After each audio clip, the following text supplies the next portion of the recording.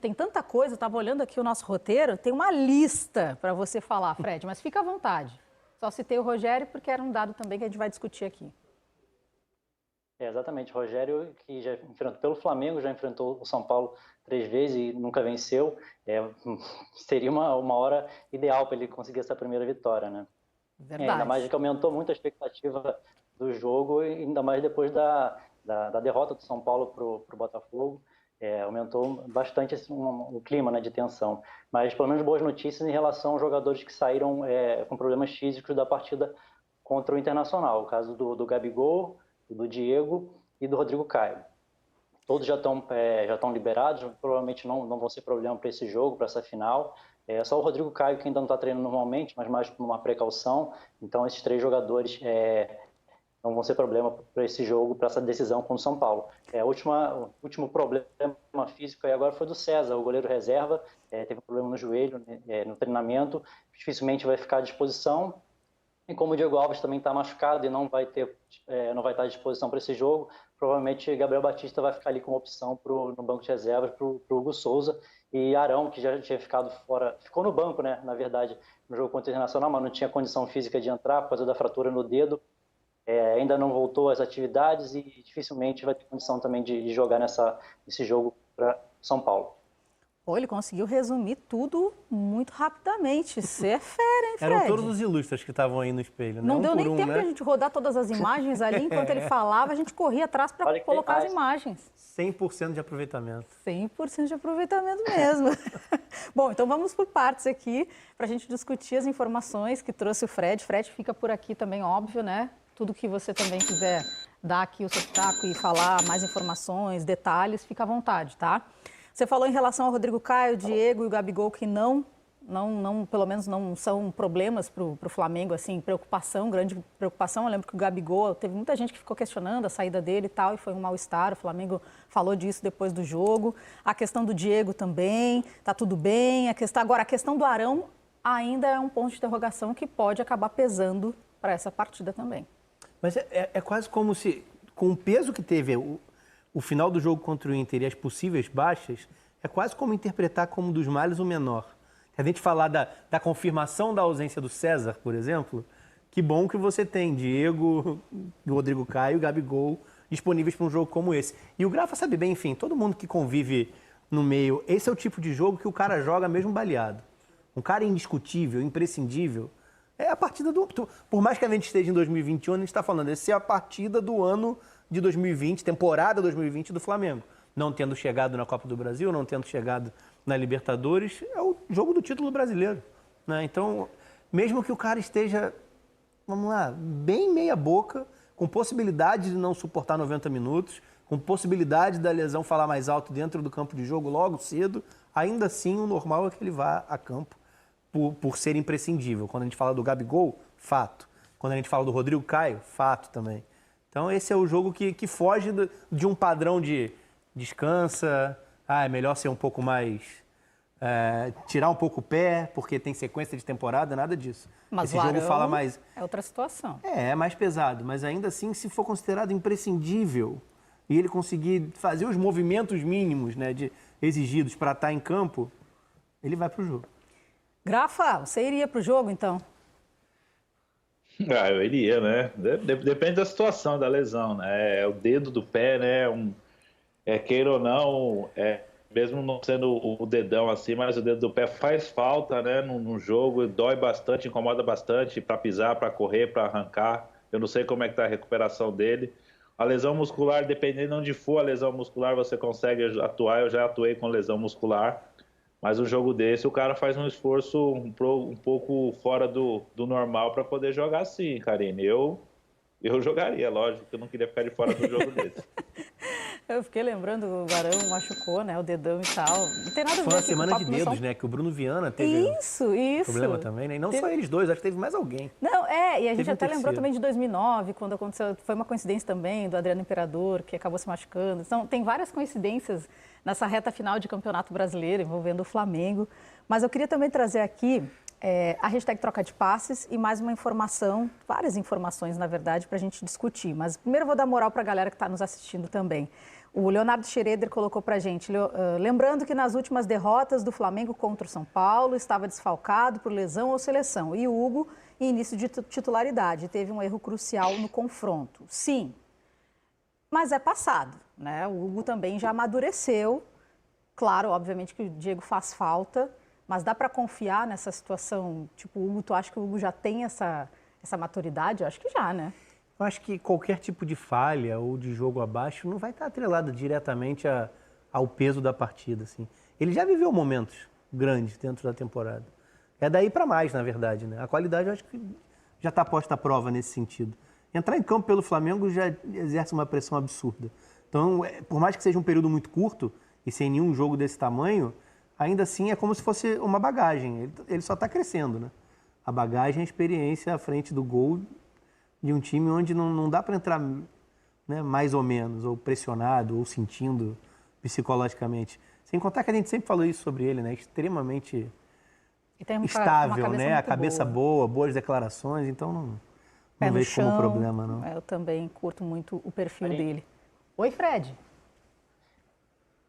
O Diego Alves é considerado titular, né, pela experiência, mas por causa de tantos problemas de lesão que ele teve, o Hugo foi praticamente o goleiro, né, titular do Flamengo nessa campanha brasileira.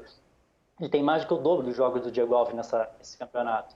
Então é um jogador que ainda está, apesar de ser jovem, já foi bastante testado, já jogou jogos importantes, como o próprio como São Paulo, a falha dele. Eram jogos importantes, jogos decisivos, jogou Libertadores, jogou Copa do Brasil. Então é um jogador que o Rogério fica muito em cima dele, se cobra muito, até para entender muito da posição, mas desconfia muito no Hugo.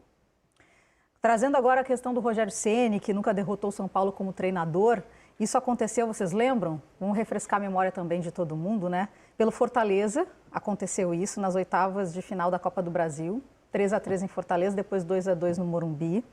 A saída depois para o Flamengo, em novembro, colocou de novo ele, logo na estreia, diante do São Paulo, mais uma vez no caminho, aquela questão toda no Maracanã, pelas quartas de final.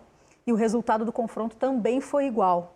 Após vencer 2-1 no Maracanã, 3-0 no Morumbi. Então, assim, o Tricolor foi classificado. Tem essa situação que deve estar para ele, assim, engasgado. Por mais que ele tenha uma história imensa como jogador do São Paulo, vou passar para o grafo aqui primeiro essa bola.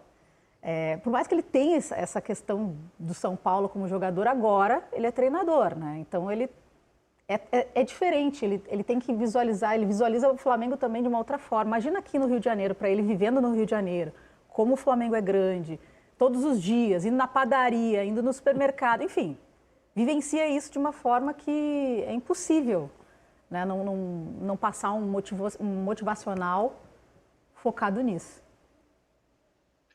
Karine, acho que aí já é um fator crucial para ser motivacional. Nunca ter vencido o São Paulo, né?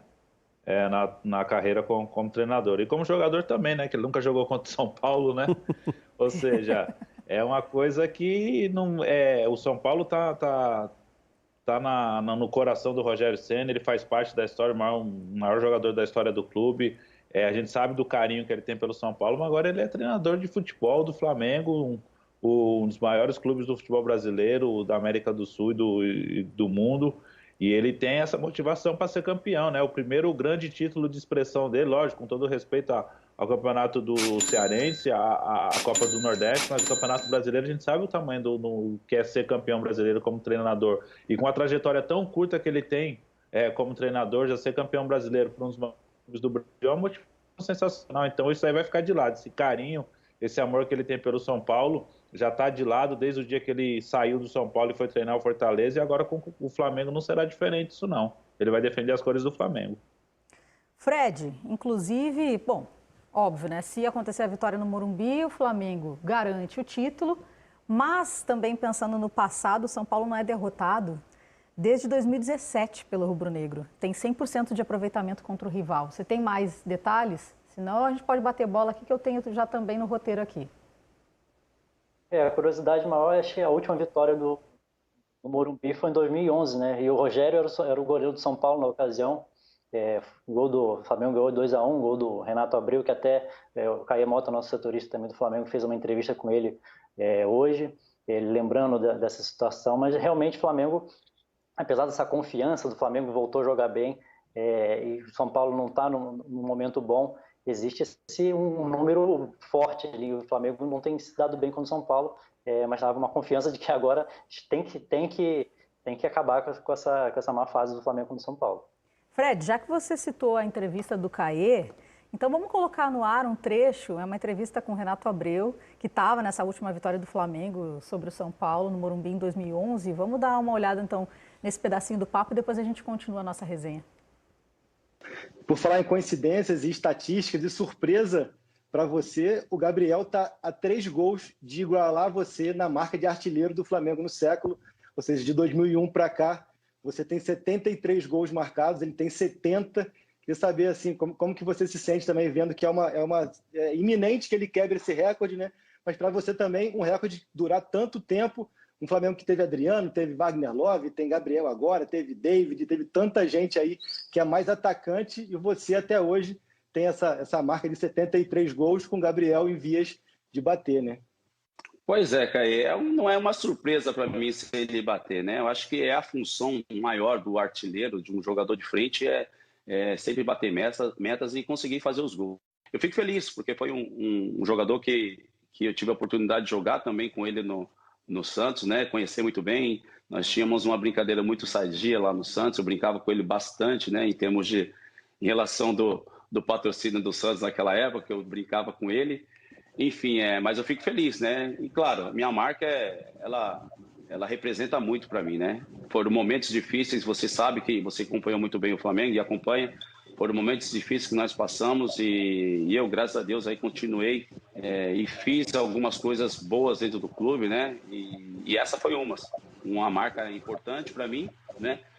Ficaria mais chateado se fosse um volante na posição que eu joguei muitos anos pelo Flamengo e tivesse passando essa marca. Mas como que é um jogador de frente, a gente fica tranquilo e eu desejo toda a sorte ao Gabriel, que ele passe realmente e entre na história. Bom, agora a gente viu já a entrevista do Renato Abreu, que além de tudo isso, de estar presente nessa última vitória, o Gabigol aí está perto, né, de também superar o Renato como maior artilheiro do Flamengo no século, 73-70 no momento. Pode conseguir. É questão de tempo, né? A não ser que saísse na transferência do nada, porque... E é um goleador, né? Então é natural que ultrapasse e abra larga vantagem. Mas é em cima do que o Renato falou. É muito legal com um jogador com a característica dele. Tudo bem que era um ótimo finalizador, batia faltas, enfim. Mas não era um 9, não era um cara de fazer gol à torto e à direito. O Gabigol é esse cara, né? Então é muito legal que tenha durado tanto tempo, como o Caê citou também, falar desse século, né, dos anos 2000 para cá. Você ter um jogador de meio campo como o maior artilheiro de uma equipe é uma marca considerável. O Grafa não ia ficar contente de jogar num clube onde tem um cara no meio campo que tem mais gol do que ele. E aí, Grafa? Realmente para o atacante não, né? O atacante é fominha, né? O atacante quer fazer gol, quer bater recorde, quer ser o número 1, né? Nada mais justo que o Gabigol, que o Gabriel, né? Bater essa marca. Eu acho difícil ele bater nesse campeonato, mas o outro campeonato já começa a semana que vem já. É questão de tempo mesmo, né? Mas o Renato tem um nome na história do Flamengo, marcava muitos gols, mas é certo que o Gabigol vai passar aí e vai fazer muitos gols ainda. Hashtag troca de passes, o Andrim colocou, Renato Abreu chutava como poucos no futebol brasileiro. Curtiu aqui a entrevista do Caê Mota. E o Beto, Libertadores, tá ali, né, com o emblema do Palmeiras, colocou, nossa, o Rafa Chinelinho